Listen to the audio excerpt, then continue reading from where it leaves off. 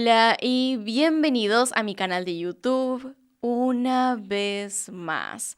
Y también bienvenidos a otro episodio de Mentes Perversas. Esta historia es popularmente conocida como los asesinos Barbie y Kent, pero no se dejen engañar por estos nombres, ya que son dos asesinos y violadores de los más brutales. Les recomiendo ir preparando una tacita de té, un café quizá, algo liviano, porque estas historias no dan como para comer. No voy a describir demasiado cada uno de los asesinatos que se cometieron, pero sí hay partes de la historia que realmente son repulsivas. Saben que no intento hacer estos casos morbosos, pero realmente en este no se puede evitar, ya que toda la historia, los dos personajes de los cuales vamos a estar hablando, se basan en el morbo. Dicho esto, entonces, ahí arriba en la que está en pantalla pueden ver el resto de mis casos y también voy a dejar listas de reproducción con casos resueltos y sin resolver. Y acá abajo tienen mis redes sociales por si quieren seguirme en alguna de ellas. Así que sin nada más que decir, comencemos.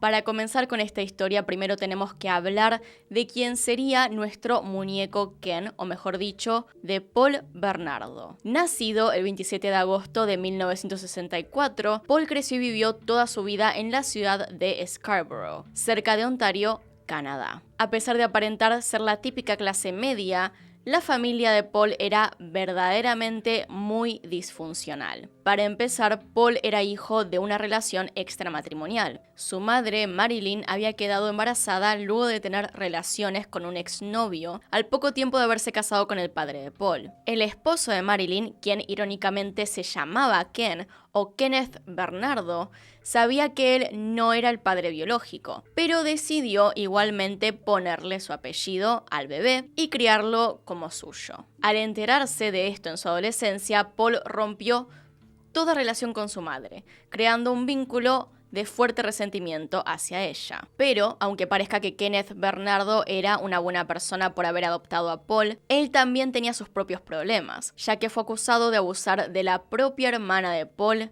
es decir, de su propia hija biológica. Muchas veces, y durante años. Volviendo al matrimonio, de todas formas, era pésimo. Kenneth golpeaba todo el tiempo a su esposa Marilyn. Sus amigos la vieron volverse cada vez más retraída. En marzo de 1961 tuvieron a su primer hijo, David Breyer. Y en diciembre de 1962, es decir, tan solo un año después, nació su hija, Deborah Gale. Luego, en ese contexto, es que nace Paul. Cuando llevaron al recién nacido Paul al lado de la cama de Marilyn por primera vez, ella se horrorizó al ver una enorme marca violeta que desfiguraba su rostro. Los médicos le dijeron que era simplemente un coágulo de sangre natal transitorio, es decir, que en un tiempo se iría de su cara. Unas semanas después, evidentemente así fue. Aún así, como muchos asesinos en serie, Paul Bernardo tuvo trastornos infantiles y enfermedades tempranas. Sufría de una forma de afasia como resultado de la falta de oxígeno en el cerebro durante el parto, combinada con una deformidad física en el paladar de su boca. Con esto entonces, cuando era niño, no hablaba, solo emitía sonidos como de animal, según lo que describieron. Hasta que una cirugía correctiva a los 5 años lo pudo arreglar y hacer que hablara mejor. Durante varios años después, de todas formas, tartamudeó y tuvo impedimentos del habla. Durante la escuela primaria tampoco es que tuviera muchos amigos, lo que hacía todo peor junto con el bullying. Cuando Paul era todavía muy chico, su madre cayó en una depresión que la volvió muy pasiva y le hizo ganar mucho peso. Ya no estaba alimentando a sus hijos y acumulaba comida debajo de su cama en la habitación del sótano en la cual dormía, separada de su esposo. Además, hacía las compras de la casa, pero dejaba la comida solamente en su cuarto y nada para el resto de la familia. Para la época en la que Paul tenía alrededor de 5 o 6 años, se escapó de su casa por varios días. Su hermano mayor, David, dijo que nadie en la familia le preguntó dónde había estado todo ese tiempo. Realmente no les interesaba. Una vez que se enteró de que su madre había engañado a su padre y de que él era producto de ese engaño, dejó de respetarla completamente. Entre ellos se insultaban. Marilyn le decía incluso niño bastardo del demonio. Paul le contaba a sus compañeros de escuela que su padre se escabullía durante la noche al sótano, tenía sexo con esa cosa refiriéndose a su madre y volvía a su cuarto. Es decir, realmente la odiaba. Todo esto se juntaba poco a poco para formar una personalidad retorcida, queriendo poder e imitando a su padre. Para la secundaria, Paul ya había cambiado. La pubertad lo había hecho bien parecido y encima se vestía también arreglado. No parecía provenir de esa casa desastrosa, sino todo lo contrario. De hecho, su casa era verdaderamente solo desorden, mal olor y oscuridad. Cuando sus amigos lo visitaban, no podían creer la diferencia abismal que había entre él y la casa, el lugar de donde provenía. Paul pasó su adolescencia con este contexto, rodeado de halagos y pretendientes por su belleza. Era alto, rubio y apuesto. Él lo sabía y lo usaba para su ventaja. Es recordado por esos años como un popular consejero de campamentos de verano que era muy amable, gentil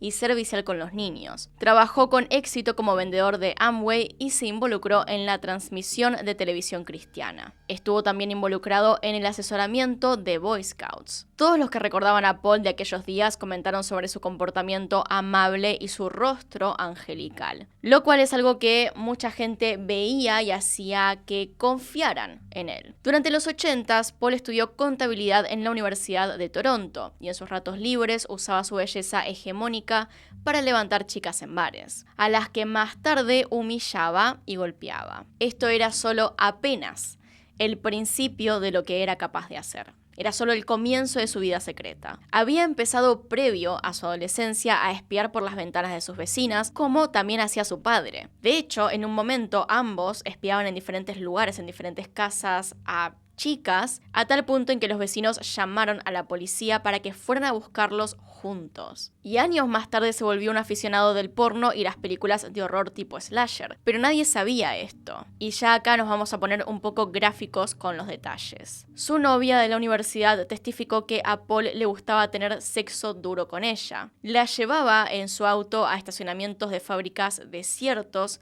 la ahorcaba con una cuerda, la obligaba a tener sexo anal y le ordenaba que se masturbara con una botella de vino. Estos detalles no los voy a repetir, pero son los puntos básicos de lo que le haría al resto de sus víctimas. Es decir, esto lo repetiría todas las veces que pudiera. Por esa época también comenzó a contrabandear cigarros desde las cataratas del Niágara hasta Canadá. De esta forma logró familiarizarse con el terreno para después usarlo para dejar a algunas chicas ahí. Paul comenzó con sus crímenes años antes de conocer a Carla. El primer ataque registrado de este hombre ocurrió el 4 de mayo de 1987. Ese día, Paul siguió a una mujer de 21 años desde la parada del colectivo hasta la casa de los padres de la joven y procedió a violarla por al menos 30 minutos. Curiosamente, el 4 de mayo es también la fecha de cumpleaños de quien sería su futura esposa, pero para hablar de ella todavía falta. Luego de su primera víctima siguieron muchas más. Estas son solo algunas de las que se tiene registro. Tan solo 10 días más tarde, el 14 de mayo del 87, Paul cometió su segunda violación, esta vez a una adolescente de 19 años que fue violada por más de una hora en el patio de su casa. Más tarde, el 27 de julio, Paul intentó hacerlo nuevamente, pero la víctima lo golpeó y logró escaparse. Como podrán notar, todas tenían en común ser mujeres de entre 15 y 21 años, a quienes localizaban las paradas de colectivo de la ciudad o caminando solas por la calle. Las violaciones eran acompañadas de golpes, insultos y amenazas verbales, así como físicas, para que no hablaran más tarde. Para diciembre de aquel año, Paul se había ganado el nombre en la policía de el violador de Scarborough. Y aunque había sido interrogado 2 veces, jamás fue catalogado como un posible sospechoso de los ataques. Paul violó y agredió sexualmente al menos a 18 mujeres en Scarborough, Peel Region y St. Catharines, y junto con Carla o Molka mató al menos a 3 mujeres en St. Catharines y Burlington más tarde. Cada crimen que cometía era más y más horrible que el anterior. Tengan en cuenta que si bien empezó antes de conocer a Carla,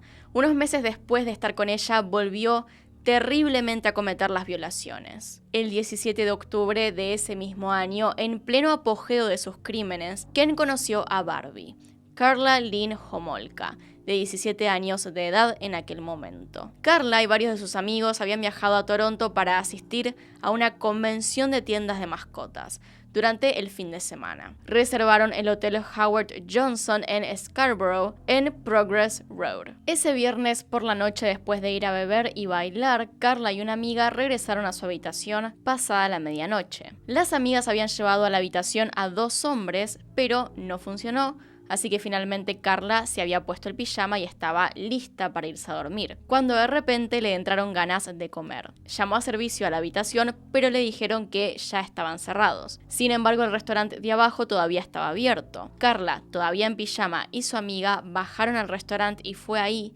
mientras comían, que Carla vio entrar a Paul Bernardo. Ambos hechos el uno para el otro. Al igual que Paul, Carla era una persona sumamente guapa. Todo de ella era también el estereotipo de chica perfecta.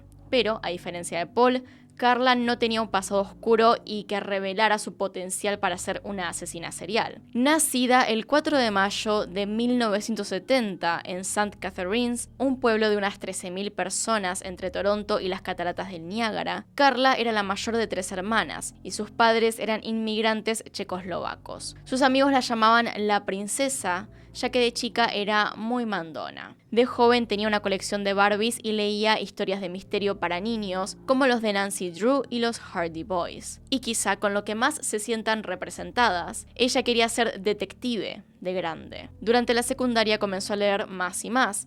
Leía acerca de true crime, como ahora, que estamos hablando de asesinos reales, o yo, que tuve que leerme un libro sobre el caso para poder terminar el guión. Pero lo de ella era un poco peor. Su enfoque no solo iba a historias de crímenes, sino también al horror, a la fantasía y a lo sobrenatural. Más allá de eso, de todas formas, que es algo dentro de todo común, no había mucho más que pudiese decir que le interesaba la muerte, hasta sus últimos años de secundaria. Carla asistía al colegio Sir Winston Churchill School, lugar donde tenía una especie de grupo al estilo Mean Girls, unas chicas malas. Ella era de hecho muy popular por su inteligencia y belleza. Además, en ese tiempo era parte de una sociedad secreta de mujeres llamada el Club del Diamante, donde las chicas se preparaban para algún día conseguir maridos ricos. En algún punto esto comenzó a ser lo único que deseaba. La escuela dejó de importarle y lo que más quería era estar con chicos. Quería casarse y dejar finalmente de estudiar. Sus notas bajaron y comenzó a tener montones de novios. A sus 15 o 16 años era sexualmente activa, lo que en realidad tampoco es tan raro.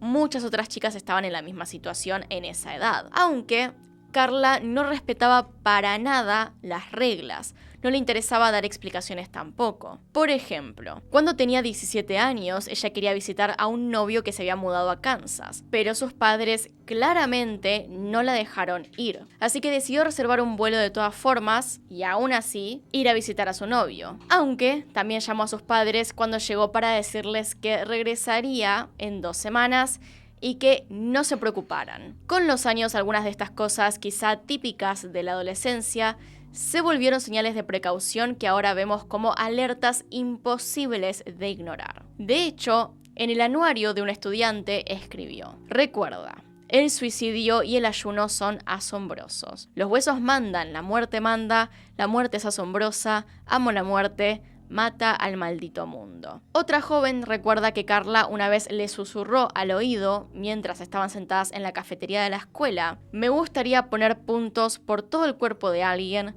tomar un cuchillo, luego jugar a unir los puntos y después echarles vinagre por todas partes. Sin embargo, otras chicas la recuerdan como una buena y alegre persona que amaba a los animales. Tras terminar el secundario, Carla comenzó a trabajar en una veterinaria. A diferencia de las víctimas de Paul, el hombre de 23 años no quiso violar a Carla apenas la conoció, sino que esa noche ambos tuvieron relaciones consensuadas y rápidamente empezaron una relación. Igualmente, el hecho de que Carla tuviera 17 años en aquel momento es una de las cosas que lo excitaba. Sin embargo, el gran motivo por el cual estuvieron juntos fue que Carla sabía de las violaciones, mientras que otras chicas, o francamente cualquier persona en su sano juicio, se horrorizaría con los actos de Paul. Carla compartía las mismas fantasías sexuales que él, lo que permitió que tuvieran un vínculo tan fuerte. Fue así como él y Carla entablaron una relación sadomasoquista mientras que él seguía violando y atacando mujeres con completo conocimiento y consentimiento de Carla. En febrero de 1988, después de que Paul Bernardo amenazara con dejarla, Carla finalmente accedió al sexo anal. Llevó a Carla a la casa de sus padres mientras estaban de vacaciones. Como era ya costumbre, cuando Carla accedió, Paul ya estaba adelantado. Ahora él además quería tomar fotos. Configurando su cámara Polaroid hizo que Carla se masturbara con una botella de vino. Luego la hizo subir a la cama y la penetró analmente. En un momento ató un cable eléctrico negro alrededor de su cuello y tiró de él. En su mano, además, sostenía un cuchillo de caza. Le dijo a Carla que no se preocupara, que todo eso lo emocionaba más. Estas fotos Polaroid que él tomó más tarde serían fichadas como pruebas. En lugar de alejarse lo más rápido posible de Paul, Carla se entusiasmó con estos juegos y le dijo que esperaba que él se casara con ella. Durante este tiempo, el 25 de mayo de aquel año, Paul fue casi atrapado por un agente encubierto de la policía de Toronto, mientras merodeaba una parada de colectivo esperando a una nueva víctima. Fue por este susto que su próxima víctima, 5 días más tarde, se trató de una joven de 18 años de Clarkson, ciudad que está a 40 metros de donde él se encontraba. 2 años después de conocerse y cuando finalmente Carla terminó la secundaria, en la Nochebuena de 1989, Carla y Paul se comprometieron y la pareja, que por fuera parecía completamente normal y feliz, por dentro comenzó a torcerse aún más. Carla, después de terminar la secundaria, quería empezar a estudiar criminología, pero Paul no la dejó, diciendo que no quería que su esposa se involucrara en un trabajo tan peligroso. Es por esto justamente que ella finalmente se decide por el empleo en una veterinaria. Finalmente llegó el momento en que Paul le pidió a Carla que vaya más allá y se involucrara en sus crímenes. Y la primera víctima de Barbie y Ken como asesinos no fue nadie más ni nadie menos que la propia hermana menor de Carla. Y acá, a diferencia del caso que vimos hace 2 semanas en este canal, que les voy a dejar ahí arriba, en la que aparece en pantalla, el ayudante del Candyman que tantas víctimas le había llevado trazó la línea del límite al hablar de su hermano. No quería que el asesino lo tocara. En esta historia, a Carla no le importó de la misma manera en lo más mínimo. Mientras que al ayudante sí le importaba que su hermano no fuese víctima de ese asesino y violador, a Carla tanto no le importó. Entre crímenes, en 1990, Paul había vuelto a abusar de una chica, pero cometió un error y ella logró verlo, con lo cual fue a la policía y se compuso un dibujo de su cara, el cual reflejaba muy claramente cómo se veía el violador. Y la verdad es que este dibujo era un calco de Paul. De hecho, algunas personas que lo conocían dieron aviso a las autoridades de Toronto. Aún así, él era solamente uno de más de 900 sospechosos. Para noviembre de ese mismo año, Paul fue entrevistado por la policía y de ahí también le pidieron muestras de sangre, pelo y saliva, los cuales serían muy importantes años más tarde. Volviendo un poco al matrimonio, Paul había comenzado a recriminarle a Carla que ella no era virgen cuando se conocieron. Por eso fue por lo que el hombre puso su atención en Tammy Homolka, su cuñada de 15 años de edad. Y Carla, en vez de poner un freno a esto, ayudó a su prometido a llevar adelante su plan. Paul solía ir a la casa de la familia de su prometida y, de noche, entrar a la habitación de Tammy para masturbarse en su almohada. También obligaba a Carla a ponerse la ropa de su hermana para tener sexo. A Tammy en realidad le gustaba un poco Paul, aunque claramente no se imaginaba con quién estaba tratando. Un día, Paul y Tammy fueron hasta Estados Unidos a comprar licor sin Carla. En el camino de regreso se detuvieron y se besaron. Carla de alguna forma se dio cuenta de esto y enojada le dijo a Paul: "Es virgen, ella no sabría qué hacer con Snuffles".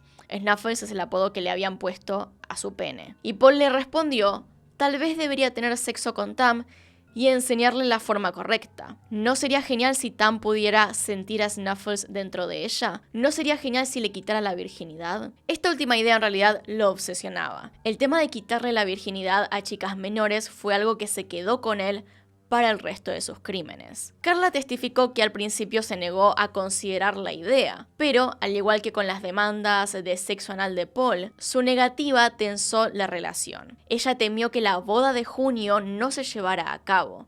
Entonces comenzó a ceder. El 23 de diciembre de 1990, 6 meses antes de su boda, 2 días antes de Navidad y en el aniversario de una violación previa, la familia de Carla junto con Paul estaba reunida y preparándose para festejar. Esa noche, luego de cenar, cuando los padres se fueron a la cama, Carla drogó a su hermana menor con pastillas para dormir disueltas en ponche. Desde ese momento en el cual Tammy había comenzado a tomar, ya la estaban filmando. Una vez dormida, Carla pasó un paño por la nariz y boca de Tammy lleno de alotano, un compuesto utilizado para crear anestesia, y junto con Paul la llevaron al sótano de la casa de sus padres, donde comenzaron a desvestirla y a filmarla mientras él la violaba. La virginidad de Tammy era el regalo de Navidad de Carla para su prometido. Mientras los padres de Carla dormían en las habitaciones de arriba, en el sótano de la casa, su hija mayor y su prometido abusaban de su hija más pequeña. En las grabaciones mostradas al jurado años después,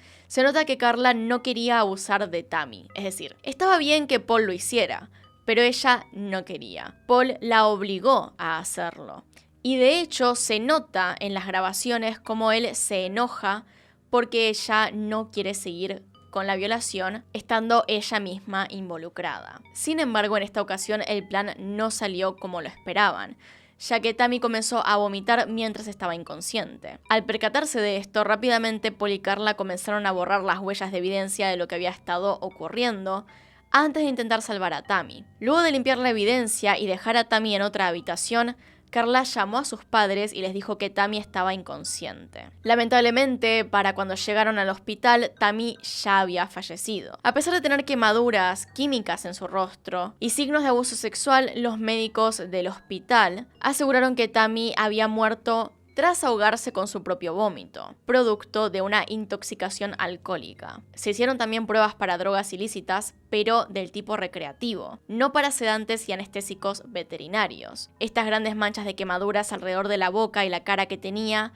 concluyó el patólogo, eran el resultado de la acidez de su vómito. Sin embargo, un oficial de policía que respondió a la llamada de emergencia recordó haber visto esas marcas extrañas enormes de color rojo, como quemaduras alrededor de la boca, la nariz y la cara de Tammy. Notó que habían trasladado a Tammy de la sala de estar a un dormitorio. Paul dijo que habían movido a Tammy porque la luz era mejor en el dormitorio y que podían ver mejor allí. El oficial de policía revisó las luces en ambas habitaciones y vio que eran igualmente brillantes, pero después pensó que las personas bajo estrés pueden reaccionar de maneras inexplicables. Cuando les preguntó acerca de las marcas rojas que vio en la cara de Tammy, Paul respondió que probablemente fueron causadas por la alfombra cuando arrastraron el cuerpo a la otra habitación. Habrían tenido que arrastrarla boca abajo para producir esas marcas, lo cual al policía le parecía extraño, pero sus deberes eran simplemente presentar el informe de respuesta y no investigar el crimen. Se guardó estas sospechas para sí mismo y dejó que los detectives superiores y el forense investigaran en su lugar. Como su plan se vio frustrado, Paul y Carla decidieron tener relaciones en el sótano con ella vistiendo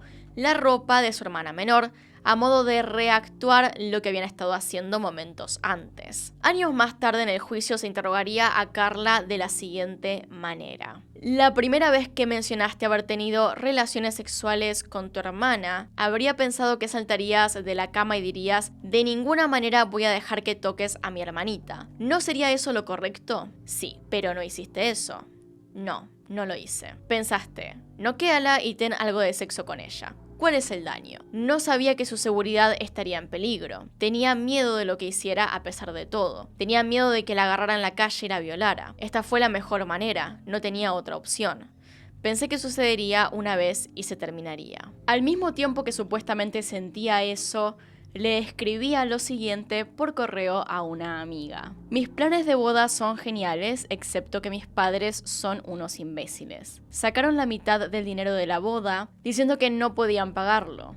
Mierda. Ahora Paul y yo tenemos que pagar $7,000 u $8,000 de la boda. Nos hemos estado comprometiendo como locos. Finalmente, Paul y yo dijimos: a la mierda, nada de pagar por la barra, cócteles, todo.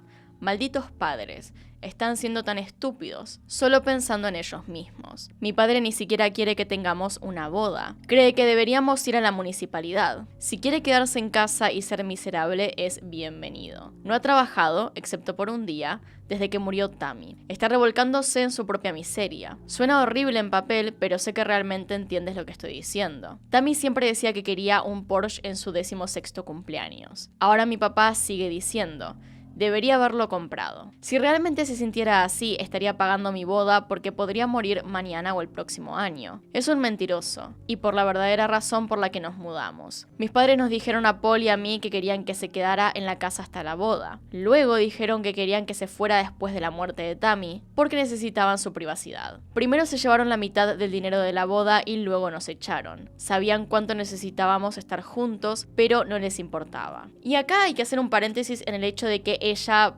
dice todo eso y está muy enojada porque supuestamente es una injusticia hacia ellos.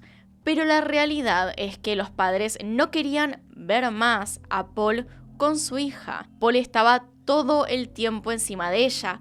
No permitía que la familia, es decir, ellos tres, se reunieran. No permitía que hablaran entre ellos con tranquilidad. Él siempre tenía que estar metido en la conversación. Entonces, verdaderamente lo echaron a él, no a su hija. Ella decidió irse con él porque sí, porque así lo quiso. Pero querían que se quedara en la casa, querían estar con ella a solas. Además, una semana después le escribió una carta a Paul en la cual decía que la hacía muy feliz todo lo que le hizo a Tammy. Cosa que mejor no pongo acá porque realmente es asqueroso y ya me sobrepasa. Pero en este escrito es evidente que lo estaba alentando a seguir haciéndole esto a más chicas. De todas formas, lo que escribía terminaban siendo diálogos que se utilizaban en las grabaciones que hacían. Es decir, Paul, detrás de cámaras, en realidad lo que hacía era darle un libreto, un guión al cual seguir. Y ella, ese guión que le daba, lo replicaba también en las cartas y cada vez que podía. Básicamente seguía sus órdenes en todo momento y no dejaba que nadie más se interpusiera entre ellos. También en la casa de los padres de Carla, mientras no estaban, Paul llevó a una chica para tener sexo con ella mientras Carla miraba. Desde ahí comenzaron a actuar juntos. Luego de la muerte de Tammy, la pareja se había mudado por un tiempo a la casa de los padres de Carla para ayudarlos en aquel duro momento. Pero meses más tarde, volvieron a la casa que alquilaban juntos en Port Dalhousie. Fue en esa casa donde cometieron el resto de sus crímenes. Una vez a solas con él, la vida con Paul se convirtió en una historia de terror. Cada vez que Carla cometía un error, él le soltaba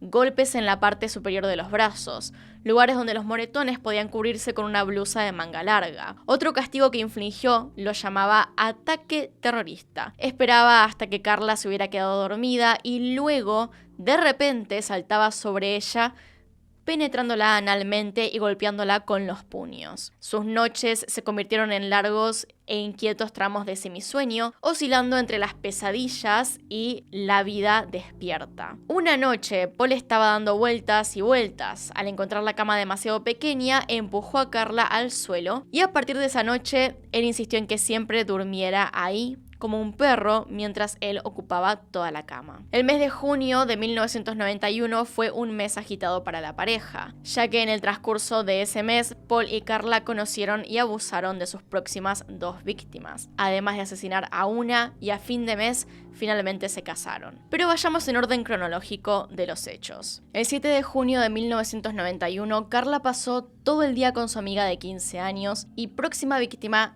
Jane Doe. Esta expresión se usa en inglés para referirse a una mujer anónima. A pesar de no conocer el nombre de la víctima, sabemos que la muchacha y Carla se conocieron en la veterinaria donde ella trabajaba y rápidamente se hicieron amigas íntimas. Carla y Jane Doe pasaron todo el día juntas, saliendo de compras y almorzando. Al caer la noche, las chicas volvieron a la casa de Carla, donde empezaron a beber alcohol hasta que Jane perdió la conciencia. Fue allí cuando apareció Paul y Carla le entregó su regalo de bodas, la virginidad de Jane Doe. Al igual que con Tammy, la pareja se grabó mientras abusaban sexualmente de la joven, y esta vez Carla participó sin quejarse en lo más mínimo. A diferencia de Tammy, Jane Doe despertó al otro día, muy enferma por haber consumido alcohol. O bueno, eso es lo que ella creía que había pasado, pero sin tener idea de que había sido abusada. Ya para ese crimen, Carla había logrado tener bien la proporción de somnífero que necesitaba para dormir a alguien, pero no matarla. Barbie y Ken repitieron la secuencia en agosto de ese año. Así fue como Carla y Paul establecieron un modus operandi. Carla se hacía amiga de las víctimas y luego de hacer que pierdan la conciencia con distintas sustancias, les tapaba los ojos y después ambos abusaban de las chicas mientras grababan todo para volver a revivirlo más tarde. Años más tarde en el juicio cuentan que en realidad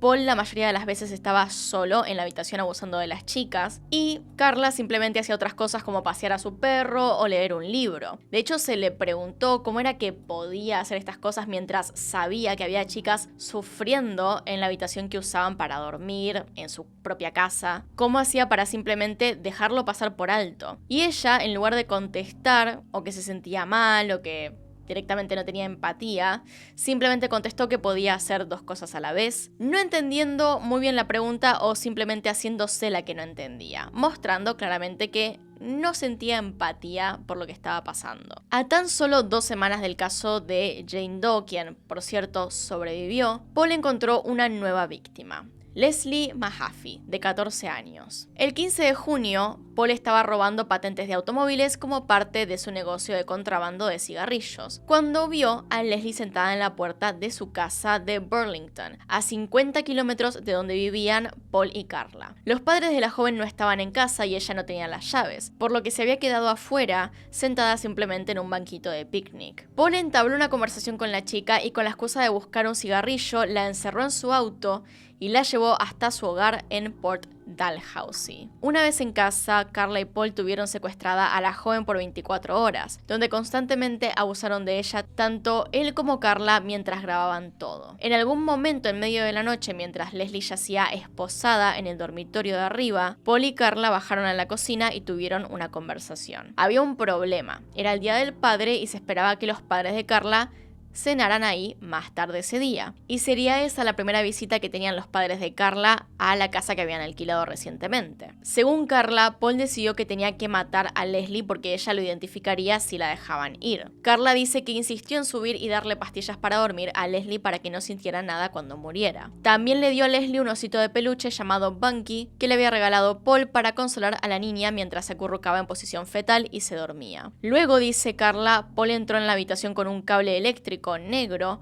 lo envolvió alrededor de la garganta de Leslie e intentó estrangularla. Pero no fue fácil porque la joven se resistió bastante. Paul ordenó a Carla que destruyera las fundas de las almohadas y las sábanas manchadas con la sangre de Leslie. Carla se quejó diciendo que esa era su ropa de cama favorita y que la lavaría cuidadosamente más tarde. Paul llevó el cuerpo de Leslie al sótano y lo escondió en un rincón fresco. Luego la pareja se fue a dormir. Paul dejó que Carla durmiera en la cama esa noche. Se levantaron hacia el mediodía y Carla se apresuró a preparar la cena para sus padres. Cuando llegaron, Paul los llevó a recorrer la casa, evitando cuidadosamente el sótano donde aún yacía el cuerpo de Leslie. Años más tarde, cuando tuvieron que declarar ante la justicia, cada uno dio una versión distinta de cómo fue que murió. Según Carla, él estranguló a Leslie con un cable eléctrico. Según él, Carla asesinó a Leslie con una sobredosis de Alción mientras él no estaba en la habitación. Ambos estuvieron de acuerdo, sin embargo, de que la habían matado porque se le había caído la venda de los ojos, por lo cual vio los rostros de sus abusadores y no la podían dejar ir. Al día siguiente, la pareja decidió montar una carpa en el sótano, en donde descuartizaron el cuerpo de Leslie y lo colocaron dentro de bloques de cemento, que más tarde arrojaron al lago Gibson. La policía no la había estado buscando activamente como un caso de desaparición, ya que por el perfil de la joven y sus problemas en casa, simplemente creyeron que Leslie había huido. Ella, de hecho, había huido antes de su casa, así que les pareció normal pensar eso. Si quieren ver a la policía pensar lo mismo una y otra vez estando completamente equivocados, pueden ver el otro caso que les mencioné antes, del asesino serial el Candyman, que está ahí en la I que está en pantalla. A finales de ese mes, tras abusar de una joven y asesinar a otra, Carla y Paul se casaron. El 29 de junio de 1991, la pareja contrajo matrimonio en una extravagante ceremonia en las cataratas del Niágara. Mientras la pareja recién casada paseaba en un carruaje tirado por caballos por la ciudad, en el lago Gibson, una pareja que paseaba en canoa descubrió los restos de Leslie. Como ya les dije, junio fue un mes agitado para ellos. Luego de pasar su luna de miel en Hawái, la pareja volvió a Canadá, preparada para seguir con sus crímenes. Así que volvieron a contactarse con Jane Doe. La segunda vez que abusaron de nuevo de Jane fue en agosto de 1991 y esta vez la drogaron en vez de alcoholizarla. Durante el abuso, la joven comenzó a perder el aire y Carla llamó a la policía. Pero luego de que Jane se estabilizó, ella simplemente volvió a llamar para decir que todo estaba bien, por lo cual la policía ni la ambulancia llegaron a entrar al hogar. La pareja no volvió a abusar de Jane Doe, sino que un año más tarde, el 22 de diciembre de 1992, decidieron preguntarle directamente si quería tener relaciones con ellos. La joven se asustó y huyó de la casa para no verlos más. No se sabe por qué esta vez decidieron pedirle su consentimiento en vez de abusarla como ya lo hacían. Jane Doe tuvo la suerte de no haber sido asesinada, pero eso no significa que Barbie y Ken no hayan matado nuevamente. Su próxima víctima fatal, luego de Leslie, fue Kristen French, de 15 años. En el medio, entre los meses de abusar a Jane Doe y el casamiento, Paul siguió abusando físicamente de Carla y encima abusando sexualmente de otras chicas que encontraba por la calle, hasta que llegó a Kristen. Era Viernes Santo de 1992 cuando, mientras paseaban el auto, la pareja vio a Kristen sentada en el estacionamiento de una iglesia. Carla bajó del auto fingiendo ser turistas perdidos y le pidió ayuda a Kristen para guiarse. Cuando la chica se acercó al auto, Paul la amenazó con un cuchillo para que entrara. A pesar de que Kristen se rehusó y de que el lugar estaba lleno de gente, nadie se percató de lo que estaba pasando. Fue así como llevaron a la chica hasta su hogar, donde la violaron y torturaron por 3 días seguidos. En las filmaciones se pudo ver que Kristen cooperaba con sus captores al punto en que no se distinguía que fuera una persona retenida contra su voluntad. Y se ha teorizado que o realmente podía mantener la calma en el intento de hacer que sus captores confiaran en ella, para así poder manipularlos para escapar, o que estaba sucumbiendo al síndrome de Estocolmo. Sea como sea, estaba jugando el rol que la pareja quería. Mientras Kristen estuvo cautiva, Paul salió de la casa en 2 ocasiones para comprar comida para llevar, dejándola sola con Carla. En los momentos en que Paul salió por la puerta, Kristen le suplicó desesperadamente a Carla que la dejara escapar, pero ella se negó. Así que no logró salvarse. En el tercer día de su cautiverio, Kristen French comenzó a resistirse abiertamente a Paul, negándose a obedecer sus órdenes. Esto claramente no coincidía con el comportamiento típico de una víctima del síndrome de Estocolmo. Paul luego le mostró la cinta de video de Leslie Mahaffey siendo violada y torturada y le dijo a Kristen: "¿Sabes quién es, no?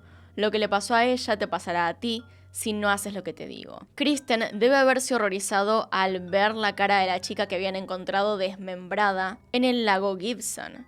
A pesar de esto, ella, con tan solo 15 años, decidió enfrentarse a sus agresores y se negó a cumplir más con las demandas pervertidas de Paul, respondiendo lo siguiente: "Hay algunas cosas por las que vale la pena morir". Paul respondió simplemente golpeándola a puñetazos y patadas en el cuerpo. Paul y Carla la violaron varias veces más antes de que Paul comenzara a golpearla otra vez. Una de las últimas imágenes en el video era de Kristen acostada, atada y golpeada casi hasta la inconsciencia. En el video le dice a Paul: "No sé cómo tu esposa puede soportar estar cerca de ti". Y Paul le contesta que simplemente se calle, justo antes de apagar la cámara. Cuando llegó el domingo de Pascua, como la pareja tenía que reunirse con los padres de Carla, decidieron que nuevamente debían asesinar. Igual que con el caso de Leslie, tenemos 2 versiones sobre los hechos. Paul dijo que Carla la golpeó con un mazo y luego la estranguló con una soga. Carla dijo que Paul la ahorcó con sus propias manos por 7 minutos. La pareja mató a la chica. Fueron a cenar con los padres de Carla y cuando volvieron le cortaron el pelo y bañaron el cuerpo antes de arrojarlo a una zanja en Burlington, a menos de 1 kilómetro del cementerio donde estaba enterrada Leslie. A diferencia de Leslie, a Kristen la buscaron desde el primer momento en que desapareció. Sin embargo, la policía tenía mal el dato del vehículo. En vez de buscar a un Nissan dorado, buscaban a un Chevrolet Camaro. Finalmente, la policía encontró el cuerpo de Kristen el 30 de abril de ese año. La policía rápidamente entabló la relación entre el crimen de Leslie y Kristen y crearon el Green Ribbon Task Force, una comisión especializada en investigar el caso. Paul terminó en la lista de posibles sospechosos del Green Ribbon, ya que anteriormente había sido interrogado por la muerte de Tammy y por el caso del violador de Scarborough. Y además, otras chicas de la zona habían denunciado que Paul las había estado espiando. Dos amigos de Paul incluso llegaron a comentarle a la policía que él podría ser un sospechoso, pero no había pruebas concretas de que estuviera involucrado en ningún lado. Y tras otra breve interrogación, Paul fue dejado de lado una vez más. Tan pronto como la policía se fue, Paul y Carla escondieron las cintas de video y el cuchillo favorito de Paul en el aislamiento de la viga de su garage. Carla testificaría más tarde que Paul le dijo que destruyera las cintas si regresaba la policía o si lo arrestaban. Paul y Carla continuaron durante otros 8 meses. Hubo más golpizas para Carla, Paul andaba acechando y violando a mujeres. Mientras tanto, Paul y Carla encontraban prostitutas para hacer tríos. Paul bebía mucho y golpeaba a Carla casi a diario. Y ya había pasado a golpearla directamente en la cara, arrancándole también mechones de pelo. Una de estas veces, Paul la tiró al sótano frío, apagó la luz y cerró la puerta. A la vez que le gritaba a través de la puerta, él, fanático del terror, haciendo referencias a estas películas: Leslie viene por ti, ella está ahí abajo en el sótano, justo donde la corté. Carla entonces pasó la noche encerrada en este sótano donde habían cortado en pedazos a una mujer. Que igualmente, y tengo que decirlo acá, por más que parezca muy terrible, igual ella también se reía y hacía chistes junto con Paul acerca de cómo habían cortado el cuerpo y lo poco que pesaban las partes, etc. Hicieron varios chistes. En otras ocasiones, Paul manejaba junto a Carla en el auto, señalando a las mujeres a las que acechaba y diciéndole que las iba a violar a continuación. Una vez, mientras miraba a una mujer en la calle, se masturbó haciendo que Carla mirara hacia otro lado. En otras ocasiones, hizo que Carla le realizara una felación mientras observaba a sus posibles víctimas. Sin embargo, las cosas para este dúo dejaron de funcionar. Luego de que Jane Doe huyera de su hogar tras rehusarse a tener sexo con ellos, Paul se tornó mucho más agresivo de lo usual. Y tan solo días más tarde del accidente con Jane, el 27 de diciembre de 1992, Paul atacó a Carla golpeándola con una linterna en sus brazos, piernas, cabeza y rostro. En la veterinaria donde trabajaba, Carla rápidamente se dieron cuenta de los abusos y se contactaron con los padres de Carla, quienes fueron a buscarla a su casa y la llevaron al Hospital General de St. Catharines. Allí Carla denunció que su marido la había golpeado y levantó cargos contra él. La policía retuvo a Paul solo por unas horas, ya que se mostró cooperativo con la causa y aceptó todos los cargos, por lo que fue liberado. Para que Paul no pudiera encontrarla, los Homolkas la enviaron a Toronto para que se quedara con sus tíos, Patricia y Calvin Seger. Los inquilinos de aquel complejo de departamentos en donde fue a vivir la apodaron Cara de Mapache por los moretones que le había dejado su esposo. Sin embargo, en cuestión de semanas, Carla estaba de fiesta en un boliche y rápidamente encontró a un nuevo amante. Ella no le contó nada sobre su pasado, aparte de que estaba pasando por un divorcio malo, entre grandes comillas. Mientras tanto, Paul deambulaba por la casa vacía, llamando a Carla a gritos. Snuggle Bunny, ¿estás en casa? Carly Curls. Grabó una cinta de video dirigida a Carla en la que amenazaba con suicidarse, diciendo: Te necesito, Car. Te amo, mi princesa, mi reina, mi todo. Pienso en ti todos los días ahora. Ahora me doy cuenta de que nunca volverás. Esto me mata. Ojalá me hubieran dado una segunda oportunidad para arreglar las cosas. Sé que tuviste que irte y no te culpo. De hecho, fue lo mejor que pudiste haber hecho por mí. Me sacó de cualquier estado en el que me encontraba. Me hizo darme cuenta de cuánto me preocupo por ti. Eres la persona más especial que ha tocado mi vida. Sí, incluso más que Tammy. Cuando sabes que lo has perdido todo y que no hay nadie a quien acudir, el tapete de bienvenida de la muerte es el único lugar al que puedes ir. Está bien, jodí esta vida, ¿verdad? Cuando vaya al otro lado, está bien. Lo haré mejor para ti allí. Voy a hacer algo muy bonito. Así que cuando vengas, todo estará bien. ¿Sabes de qué estoy hablando? No importaba lo que hiciera este hombre o cuántas veces prometiera que se iba a quitar la vida. Desde ese momento, Barbie y Ken estuvieron separados. Y a partir de aquí, las cosas se desenvuelven rápidamente. Algo que no les conté es que 3 años antes, cuando le tomaron muestras de ADN a Paul, las enviaron al laboratorio. El problema era que la tecnología era nueva y el laboratorio también. Había muchos casos en lista para ser analizados y fue recién el 1 de febrero de 1993 que los análisis llegaron y coincidieron con las muestras del violador de Scarborough. Así que por un lado, mientras la policía poco a poco le comenzó a pisar la cola a Paul, por otro lado interrogaron a Carla por las agresiones de su marido, lo cual vio como oportunidad para contar toda la verdad finalmente. Tras ser interrogada por la policía, Carla le contó a sus tíos que su marido era el violador de Scarborough y que ambos habían estado involucrados en el caso de Leslie y Kristen. Días más tarde, el 11 de febrero de 1993, Carla se contactó con su abogado, George Walker, quien intentó conseguir la máxima impunidad para Carla a cambio de colaborar con el caso. Fue así como aquel 17 de febrero los detectives de las Fuerzas Especiales arrestaron a Paul y comenzaron el registro de su casa. Sin embargo, para no entorpecer la investigación y la validez jurídica de las pruebas, se tardó mucho tiempo en registrar este lugar, ya que la casa en sí misma era la escena del crimen. No era una habitación, era todo el lugar. Por bastante tiempo también a Carla la consideraron la esposa maltratada, una mujer que no había podido escapar de lo que Paul la obligaba a hacer, aunque claramente todavía no tenían las cartas que le había escrito a Paul o las cartas que le había escrito a su amiga o las filmaciones. Faltaba toda la evidencia que denotaba su complicidad en los crímenes y las ganas que tenía de realizarlos. Ante la pregunta del por qué Carla se sentiría amenazada para seguir lo que Paul le decía a pesar de vivir con sus padres, el psiquiatra de la mujer dijo lo siguiente: ella se volvió dependiente de él la controlaba, él le dijo que ella no valía nada. No creo que fuera una esposa maltratada en toda regla, pero creo que los comienzos ya estaban en marcha. Ella ya estaba cayendo en su esclavitud en ese punto. Esa fue mi opinión cuando la vi, que en realidad era una persona influenciada. Finalmente, el 5 de mayo de 1993, Carla y su abogado aceptaron la propuesta del gobierno de pasar 12 años en la cárcel.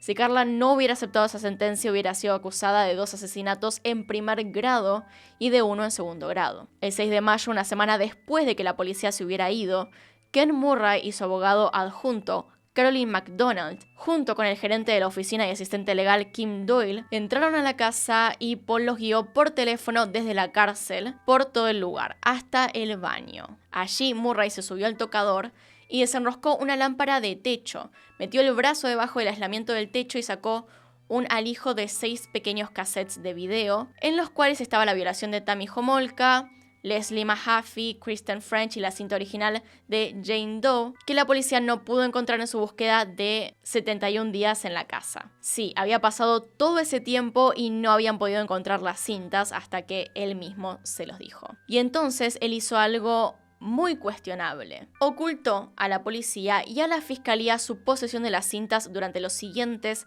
17 meses. Murray había recuperado estas grabaciones una semana antes de que los fiscales firmaran y sellaran el acuerdo de culpabilidad con Carla el 14 de mayo. En ese punto no tenían la evidencia física para probar que ella había sido parte o en qué medida había sido parte de las violaciones y asesinatos. Entonces, pasado ese tiempo, Murray renunció como abogado de Paul y entregó las cintas a la policía de inmediato. A cambio de una declaración de culpabilidad por homicidio involuntario y su testimonio contra Paul por cargos de asesinato, Carla negoció una sentencia máxima de 12 años. Con buen comportamiento, ella sería elegible para libertad condicional después de cumplir 4 años. O sin eso, era elegible para libertad condicional automáticamente después de 8 años bajo la ley penal canadiense. Carla entonces logró salvarse de una sentencia como la que sufrió Paul, que fue juzgado por las muertes de Leslie y Kristen en 1995, además de las violaciones de todas aquellas mujeres durante la década de los 80. Se pensaba que necesitaban sí o sí el testimonio de su pareja, ya que de otra forma no tenían evidencia fuerte para acusarlo de los crímenes. Pero fue bastante claro lo que estaba haciendo una vez que se descubrieron las cintas. Y ahí también se dieron cuenta de que ambas partes estaban muy implicadas en lo que le había pasado a los jóvenes. En todo momento las declaraciones de Paul cambiaban constantemente.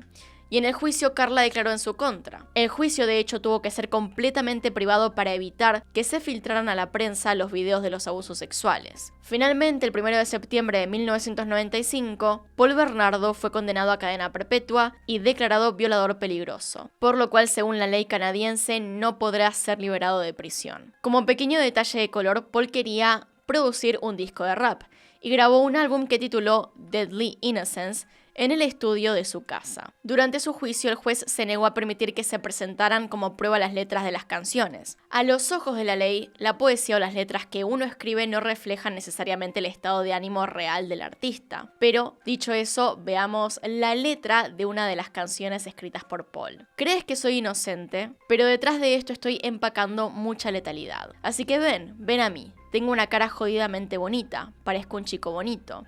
¿Por qué no vienes a mí, hombre? Toma tu mejor tiro. Mira lo que te pasa, amigo. Te vas de aquí, hombre. Vienes a mí con tu barriga cervecera y crees que eres realmente duro. Vuelvo, pareciendo que tengo 13 años, te patearé el trasero. Mataré a tus padres, le dispararé a tu novia y me follaré a tu esposa. Ese soy yo. Inocencia mortal. Realmente cuestionable, y también con estas letras podemos ver lo que él pensaba de sí mismo. Sabía que se veía inocente y lindo y que la gente confiaría en él, pero también se veía a sí mismo como una persona peligrosa. Dentro de este relato al menos tenemos la buena noticia de que años más tarde, desde que empezaron los crímenes, al mismo tiempo que Paul aparecía en corte, Kenneth Bernardo, su padre de 59 años en aquel entonces, también se encontraba en una corte asumiendo su culpabilidad por abusar sexualmente de su hija desde 1969 hasta 1974. De hecho, ella hizo la denuncia convencida de que este hombre había empezado a abusar de su propia hija y le puso un alto. Por su parte, Carla cumplió su sentencia de 12 años y salió de la cárcel el 4 de julio de 2005. Meses más tarde se casó con el hermano de su abogado y la pareja tuvo 3 hijos y actualmente siguen viviendo en Canadá bajo otro nombre.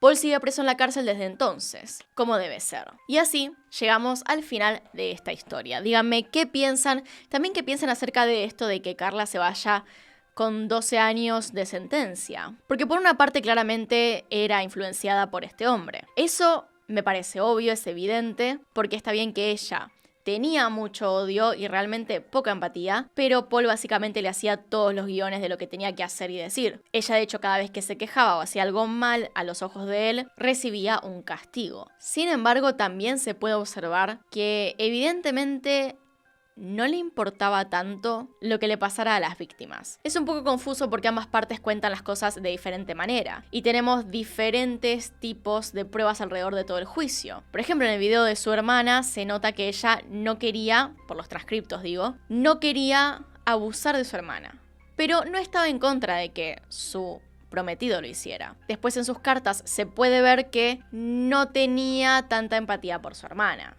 que en realidad lo que le importaba era que sus padres le dieran dinero para casarse.